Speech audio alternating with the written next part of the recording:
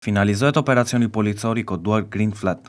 Evidentohet dhe goditet një rast i kultivimit të bimëve narkotike në ambiente të mbyllura në qytetin e Sarandës. Sekuestrohen 260 bimë narkotike, 26.6 kg lëndë narkotike kanabis, pajisje elektrike që shërbenin për kultivimin dhe përpunimin e bimëve narkotike, vjen në prang nga një 30 vjeçar i cili u kap në flagrancë nga shërbimet e policisë në apartamentin që kishte përshtatur për këtë veprimtari kriminale. Evidentohet dhe shpallet në kërkim bashkëpunëtori i tij. Procedohen penalisht 4 punonjës të SHE Sarandë për shpërdorim të tyre. Në vijim të punës për goditjen e veprimtarive kriminale në fushën e narkotikëve, pas regjistrimit të procedimit penal bazuar mbi informacione të siguruara nga inteligjenca informative, verifikime në terren dhe veprime hetimore disa javore, sektori për hetimin e narkotikëve i DVP Vlorë në bashkëpunim me shërbimet e Komisariatit të Policisë Sarandë në drejtim të prokurorisë pranë gjykatës së shkallës së parë të jurisdiksionit të përgjithshëm Vlorë, finalizuan operacioni policor të koduar Green Flat. Si rezultat i këtij operacioni, shërbimet e policisë zbuluan në një pallat në rrugën Butrinti, Sarandë, një apartament që ishte përshtatur për kultivimin e bimëve narkotike nëpërmjet llampave elektrike, tharjen dhe përpunimin e tyre me qëllim shitjen. Nga verifikimet rezultoi se pajisjet furnizoshin me lidhje të paligjshme të LNG-së elektrike.